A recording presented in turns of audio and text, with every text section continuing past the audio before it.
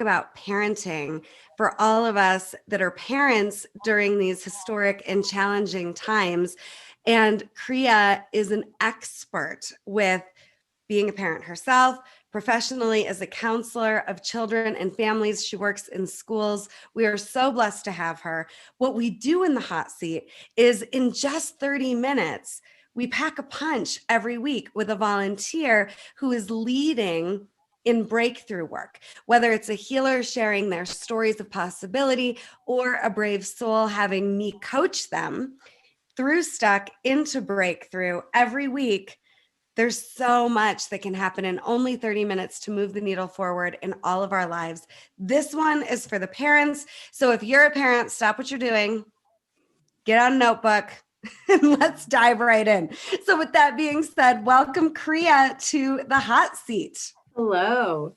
Such an honor to have you. Yeah, tell us a little bit about who you are and what had you want to join me in the hot seat. Yeah, so I have been a counselor to kids from 5th grade through college age, kind of young adult age, for about 20 years now in various school settings and community settings. And I'm currently a school counselor for middle schoolers. And I've been a therapist for adolescents. I specialize in addictions and addiction prevention and early intervention into self-destructive and addictive behaviors. And I'm a parent. I've got a kid who's now 22 years old, who I think it's important to say that I raised him largely in some pretty tough conditions, to be honest, that weren't ideal and were challenging as a 100% single mom. And he's a biracial child. And there's all these, there are all these rich things to my parenting experience there. And I have 2 step teens as well now. So I released one into the world, into the bigger world, and took 2 more into my world to keep learning from and using as practice ground. So that's and I feel like it's important to tell a little bit of just my personal story, because it does weave into my parenting experience, and which is also that, I was a fairly troubled teen, and I had a lot of things that were sort of missed by the grownups in my life as I was growing up, which is why I do what I do. And, went into some pretty self-destructive directions until that got turned around in my early adulthood. Yeah. So, well, thanks. Part of the wisdom. Yeah. And thanks again for just being here and so real about who you are and your life experience as well. What is it that you wanted to get out of this time in the hot seat and to share? Yeah, I think there's a gazillion things right now that I'm hearing, a lot of things I'm hearing kids needing, particularly right now. And I think, if I simmer it down to one thing that stands out more than anything that I hear in my office, whether it's as a therapist or as a school counselor every day, and hold on for this, because is that our kids don't feel known and understood and respected by us. And I know that's really hard to hear, because you're cooking them the organic meals and showing up at all of the horrible clarinet concerts and sitting through the sports you don't care about. You're showing up in all of these ways and bending over backwards. And so it's hard to hear that your kids might not feel known, especially when you're like, what? I know that they don't like, that they like their Brussels sprouts cooked like this, and they don't like, Mondays, and they don't, all these things about your kids, and they came from you in all these ways, right? For a lot of us. And so how could you not know them? But what they tell me, and this is particularly the older ones, because I work with the 5th graders and up, is that they say that they don't feel like you know them for who they really are and who they're becoming, that you don't really know what their inner worlds and their outer worlds entail. You sort of know and are attached to them as their little kid selves. But I hear a lot that kids, that we tend to, and let me pause for a second. I'm going to finish that sentence because I feel like I need to say this first, is that whenever I talk about parenting, I want to be clear that I didn't do this perfectly. I need to say that. And that one of my greatest teachers, because I didn't learn this in my grad programs or any of the, I got a lot of letters after my name. That didn't come from, I didn't learn the parenting information. A lot of that came from the kids that I worked with, and my own kid, who I gave some voice to, and we can talk about that, to give me feedback and let me know, what he needed from me and what I could be doing differently. And they've been my greatest teachers. So I want to say that. So I don't want you to make sure I'm not coming from some, place of like, this is how to do it perfectly, because I was a perfect parent. That's not where I'm coming from. So we're going to enter the no judgment zone, the NJZ, as we're talking about parenting, because we can tend to go into like I'm really screwing this up and go to a shameful or guilt-ridden place, which isn't helpful. So just had to say that. Sorry, that's in the middle of my sentence. This is a little ADD-ness of my own. What was my sentence? I was saying that we tend to, as parents, and I, again, was as an educator and a counselor parent, I had so many lectures to give, but we tend to tell them who we want them to be, what we want them to, how they should think, should feel, what they should do. We just tend to do that a lot. And it's coming from nothing but love, right? That we just want them to be thriving out in the world. And with our bigger picture thinking and our much more years of life experience, we're pretty sure how they should be navigating the world and what they're destined to be and how we could help them get there, right? We've got that big picture that we sometimes attach to, and that is invalidating to them. Instead of us approaching them with a curiosity and a non-judgmental curiosity, this is what's really important, about their worlds, their inner worlds and their outer worlds. Like, how are they experiencing their school day? How are they experiencing their friendships? What's important to them? How are they processing all of this stuff that's coming at them, whether it's media, whether it's their relationships, whether it's, news, just how are they processing the world? And what are those worlds? Because their worlds at 11, at 14, at 18 are completely different worlds. And they're completely different worlds from what our worlds were, and we tend to do, I hear a lot that, we tend to do that, like, well, I was 14. And so I get, ... And we don't get what it was like to be 14 in a technologically plugged in world where they have access to and are bombarded by so much messaging, and pressures and temptations. We did not have that. All of us that are parenting as Gen Xers or even millennial on the cusp parents, you could shut things down and shut things off and had to go out of your way to sort of to be plugged in, and now they have to, it's bombarding them, right? So we don't know, what their lives are unless we ask, unless we ask them what they're experiencing. And this is tricky, doing it in a way that's coming from genuine curiosity. So that means that if we're like, let me give some examples. Music, for example. Okay, so there is some music now. My uncensored instinct, when I hear some of the music that my stepson listens to, I want to be like, are you flipping kidding me? This is crap. I can't believe you like this crap. Like, this is, and to just go off on it. And do I think that there's some problematic messages in that music? Absolutely. But is he going to be open to a conversation about misogyny and racial messages and, hypersexualized messages and substance use messages if I have just slammed something that he cares about and that feels like it's part of his identity and an interest of his? Absolutely not. So there's a difference between saying, well, tell me what you like about this. I'm just curious. And I can't believe you like this crap. Right? I think what you're saying is so important. A couple of nuggets I just want to pull out, because I'm also, a former school counselor, school counseling coordinator, and also a parent. I've got a 6-year-old and a 16-year-old. And there is almost like a default to wanting to parent the teenager like the 6-year-old, like the little girl in her. It's so much easier, quite honestly, at least in my opinion, when they're so much smaller, to be guiding them and curious and just available for the trips and falls, literally, emotionally, metaphorically, than when they're older. And so I would love for you to say more just about at what age does that parenting style need to shift, where you're no longer parenting the little kid, you're parenting the young adult in them that's blossoming. Is there anything you found around like when that transition should start to take place?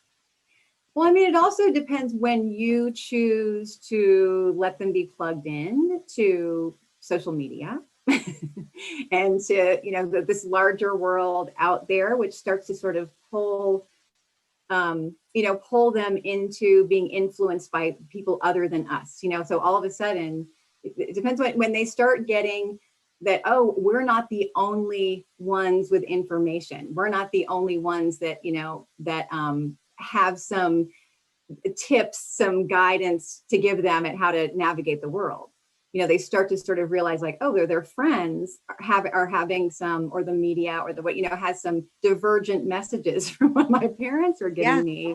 And so there's other options other than my parents, as sources of information and sources of support, which can, of course, go in negative and positive directions. And we'll talk a little bit more about that next week.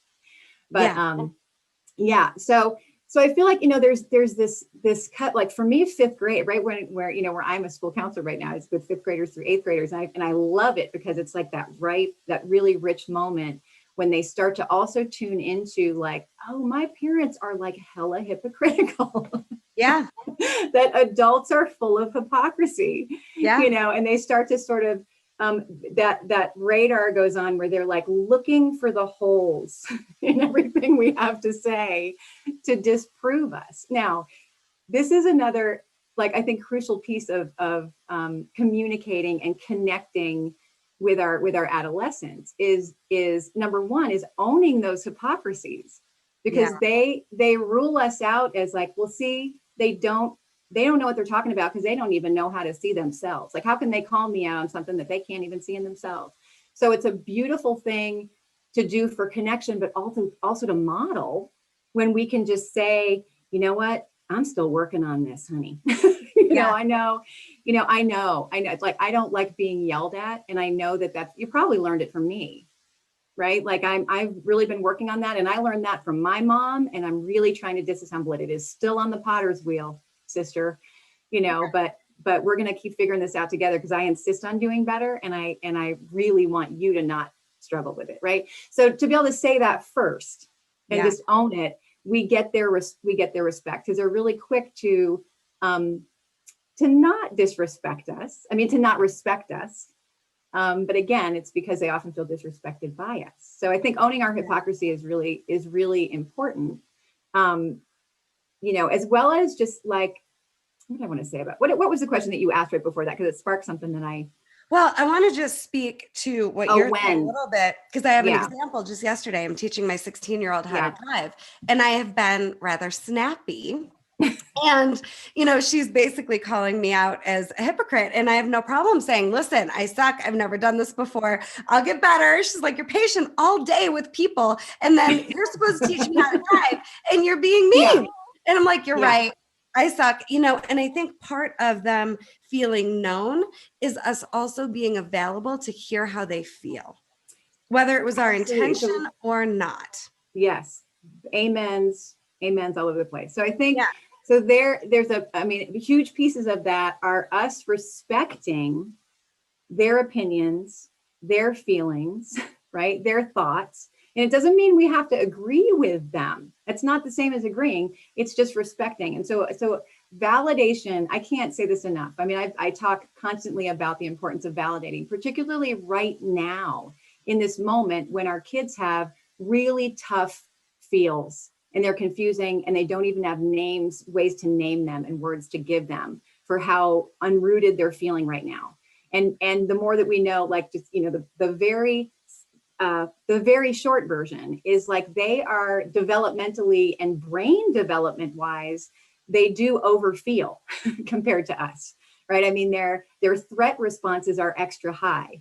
Developmentally, they're supposed to be they're supposed to be kind of separating a little bit from us and orienting in their tribe. They're supposed to be finding their tribe, figuring out their identity through that tribe. And so there's something developmentally about being disconnected from that socially, that their survival system is literally telling them that they are in danger, that their survival is in danger because they're not interacting socially the way that they are used to.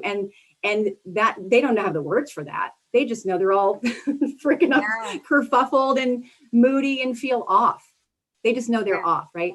And so, so there, we know, research shows us that they over interpret threat in our tone, in our expressions. I mean, that's been proven, right? How many times has your kid been like, well, you were yelling at me, mom was yelling at me, and you're like, I didn't even raise my voice. It was just a look I had, but they interpret it as yelling, right? But so all their feels are real. And what they're telling me a lot is that, parents, we tend to do well, at least you're not game with them. Like, well, I lost my job, or the person down the street they lost their grandparents to COVID. Like, at least you're not, X, Y, and Z. Or when I was a kid, at least you didn't have this happen to you like I had. Right. Or we didn't even have cell phones, when we were your age. At least you can talk you can FaceTime your friends, like, come on. Like, so we just tend to go right to invalidating. And again, like, our intention is we just we're trying to help our kids reframe, and we want them to, like, snap out of it because we love the hell out of them, right? And we don't want them to be uncomfortable and hurting. But what we end up doing is invalidating them instead of saying, oh, honey, I know this is hard. And I get that this has been really, really challenging, period. Right. I mean, just letting them know, like, you get it, that in their brains, in their bodies, in this moment, that things are hard. So validating, and beyond this moment, just validating their feelings, validating their thoughts. Like, well, I can see why you think that, like, I understand, I understand that, or I recognize that, or just starting with that, at least before we disagree with them. and then here's just two magical tips, is I call it the almighty and versus the big old but. So where we want to say, yeah, I understand that, but it's wrong. Yeah. I understand that you think there's no big deal with vaping because your friends are all doing it, but it's really, really, bad for you. Versus just saying, and, I have a different opinion about that because of what I've been reading. Right. So the two things I did there. One is I just said, and, because the big old but invalidates, it erases everything you said before it. Yeah. So if it's an apology or if it's a validation, you just undermined it. You just wiped it away so that you could then prove that you're right, which is what we're trying to do all the time. So you can disagree. Yeah, I hear that. And here's what I think. And here's what I feel, and here's my values. Instead of, again, because they're very sensitive to feeling like we are trying to turn them into us and into the people we want them to be. And if they're not those people, we're not going to approve of them and we're not going to love them. That's honestly what I hear over and over again. So when we disagree with them with respect, there's so many things that are coming out of that, right? I mean, we're teaching them an amazing life skill, and we're really, we're teaching them how to argue, which is also really important. We're teaching them how, that we really honor them, and we can love and respect who they are and still feel really solid in who we are.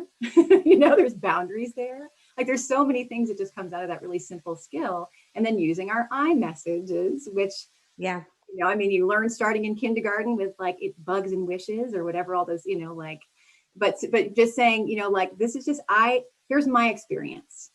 I hear your experience. I see it. I feel it. I understand it, or I'm trying to, and here's mine. Like, I'm coming from here. I feel differently. I have a different experience. I have a different opinion, that those can both hold, space at the same time, but we've heard them. Yeah. And to be available, like you said earlier, for that genuinely curious, wanting to know more than wanting to deliver what we think they need to hear. Right. Well, I mean, the bottom line is, when they feel respected by us, they're more likely to respect us. Totally. Right. When they feel like it's that simple, and it's really important. And we're not going to be able to be influential in positive ways in helping them navigate this crazy complicated world, unless they respect us and where we're coming from and what we're saying, And the crazy thing is, So our kids will challenge us. I mean, so get ready for that if you're not there yet.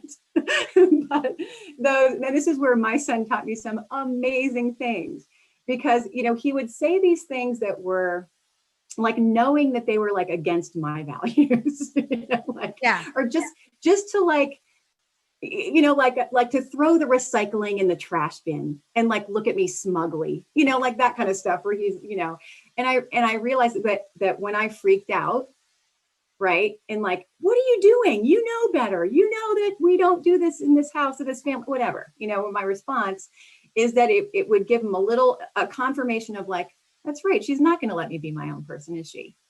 She's just trying to, she is just trying to turn me into her and who she wants to be, right? So I discovered that, when I used the kind of the formula we just put out there, right? The ands and the I messages and the disagreeing with respect, and just, I'm like, well, here's my values on that. Or that he, of course, a few years later, he ended up, because he was soaking in all these values that I put out in all these accepting ways, that he came back to them. I mean, he had them all along. He was just challenging me to see, again, if I was going to let him be his own person, what would happen if I disagree? What would happen if I go? So. And their values aren't necessarily the same as ours. One of the most pivotal moments in my parenting shifting with my oldest was working with a coach and my entire family identifying each of our own individual values. And they're different, and that's important and okay. Yeah. Yeah. But we want to, we're at this really interesting time. And I was just talking with a sociologist about this, which is like, I mean, if we really even back it up to this really interesting aerial view, of where we're at historically, is that there's this cultural shift between, so thinking about, and I'm assuming we're around the same age, right? So that when not that long ago, I mean, it was literally like 10 years ago, before the iGen, right now we have the iGen, where the kids are coming up for the first time, and these are available to them, at every age, and often handed to them as like, please, I just need a break, right? So they're being raised with these. And so it used to be, even 10 years ago, that families were sharing, like they would sit down and consume media together, right? So you would watch a TV show together or a movie together. You would even listen to the same music together. You were sharing the same musical tastes in the car or whatever, right? On the radio. That we could even, just when I was raising my kid up in high school 5 years ago, we could even like plug into their playlist and know what their playlists are, right? So we are now at a time where the kids have a separate culture. I mean, there's always been a youth culture versus, the adult culture, but never like now, where their media, their role models, their celebrities, all their references, their language are their own separate culture, like we've never seen before, because they have their own media, their own music, their own things that they are only sharing with the memes, these languages that they talk in, that they are private, jokes that are just theirs, which is, the scary side of that to me. And I don't like to use that word, but I'll just say that the concerning piece of that is that it was like culture used to be transmitted vertically. So the way, like from generation to generation, so you would learn your values, get your modeling, your information would kind of come from above, meaning usually your parents and your elders and your, not that long ago. And now it's horizontal, is that it's all these things that they are plugged into are giving them their information, their values, right? And shaping them in these ways. So like no other time, we as parents are kind of, feeling like we're swimming upstream with those forces in continuing to have influence in our kids' lives.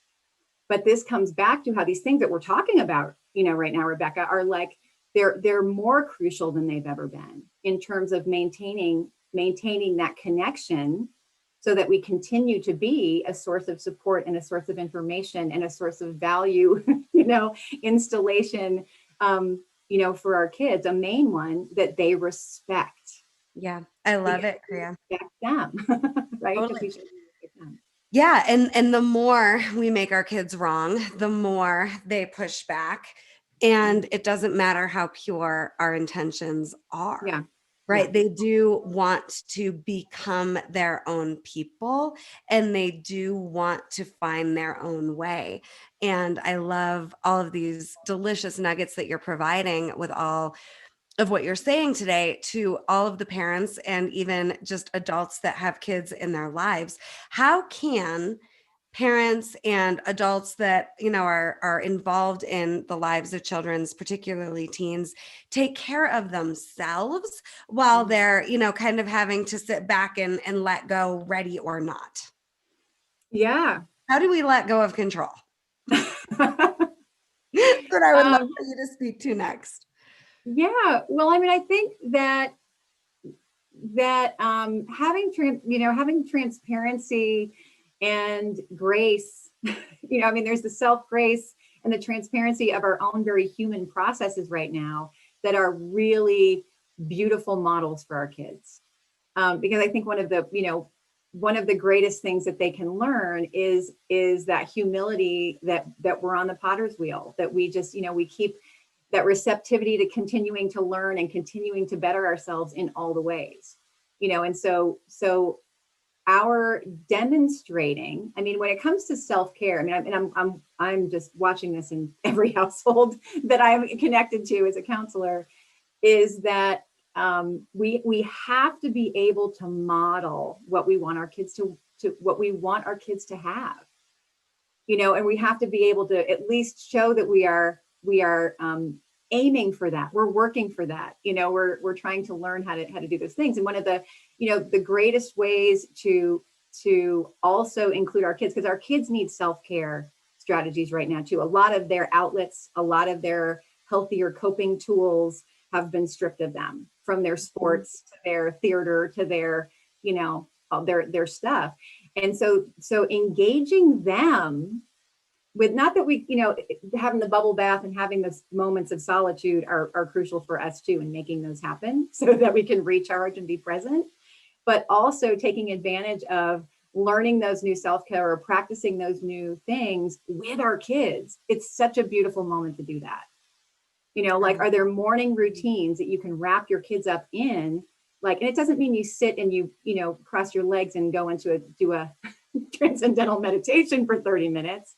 It can just be, what, we're going to walk around the block together. We're going to check in on, like, what's something you're grateful for today, or what's a goal you have for yourself for the day to day, checking in at the end of the day to see what they were grateful for. Like, I can't say enough about gratitude practices. I love That's a it. Yeah. whole discussion in and of itself, but what weave them into a practice with your kids has, extra benefits to that for you and for them, and what they learn.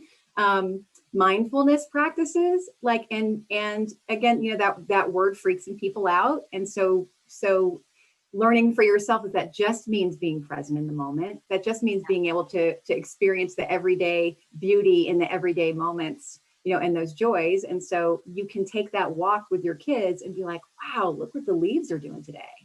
Or Yeah. like, I didn't, notice that on their lawn yesterday, like what their flowers are doing, or what's, it's like, that is taking care of yourself.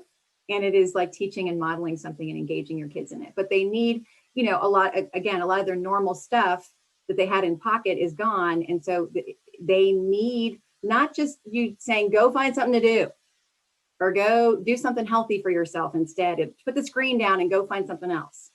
Is engaging in it with them will be good for all of us. Oh, I think that's so important. And then I know in my house, just having that consistent time where my kids know I'm available. I'm working so much, Yeah. and it's hard to navigate that I'm here, but I'm really not available. So what I'm trying to do is Yes. literally from about 5 to 7:30 at night, every night, I'm available to my kids. And Yeah. so they know that whether Yeah. we're talking about it or not, it's become this routine where I'm not working, we're together, we're having dinner together every single night. And I do think creating that consistent time where we know we're available is really helpful for our kids too. Yeah, I mean, I want to just sort of like, I want to put a pin in that, because I'm hearing that that kids are, that there's this like attachment anxiety that's happening with kids that is almost this new phenomenon, because for a lot of kids, and this is of kids of all ages, when they used to be dropped off at school and they go about their day and then they come home and then sometimes, like have the meals together or the presence with their parent, and they're experiencing these hours where there's a lot of parents that are working from home while the kids are also schooling from home. And they're feeling like they're spending all of these hours in the same space, but without connecting. Yeah. Because a lot of us are also have piles and piles of stressors of our own, which we're feeling a little overwhelmed with, or we're feeling like, oh my God, I'm around my kids all day long. How could they possibly need any more time with me? But Rebecca, what you're talking about is totally different kind of time. Even if it's just an hour a day, or it's a lunchtime, when is their lunchtime, from their Zoom classes, and see if you can have yours at the same time, or you sit at the table in the middle of the day, check in, how's it going? What do you need today? Here's what's been awesome about my day so far, or hard about it, whatever. All right, peace, see you in a few hours, and you go off to your corners of the house. But feeling, again, it's one of those where it's like they feel cared about, and respected when we make that intentional time and prove that our jobs and our stressors and our, aren't nearly as important as they are. Yeah. And we don't realize when we get so caught up in it, how it's being experienced and how it's absorbing, and how the kids make meaning of our absence. And I think that's the most important thing that you've said today, how they have this threat response that is basically turned all the way up all the time. And are we thinking about how they are experiencing us, or are we just doing our best in the moment? And I think caring about how they're experiencing us is critical right now, because especially now, their need for socialization and peer interaction, it isn't, even with all of the media, enough right now for them. And so what we're going to do next week is talk more about specifically substance abuse prevention and support with our kids as they try to find a way to navigate these super challenging times.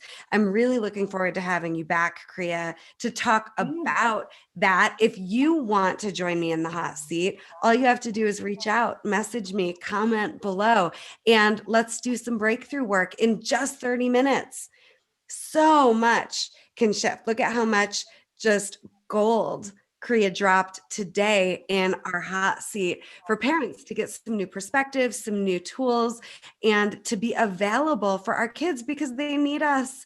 There are billions of other influencers on the planet that are influencing them, but we're still here in a critical piece to their lives and to their development. So Kriya, I cannot thank you enough for sharing your gifts and information with us today. Do you have any final thoughts for parents?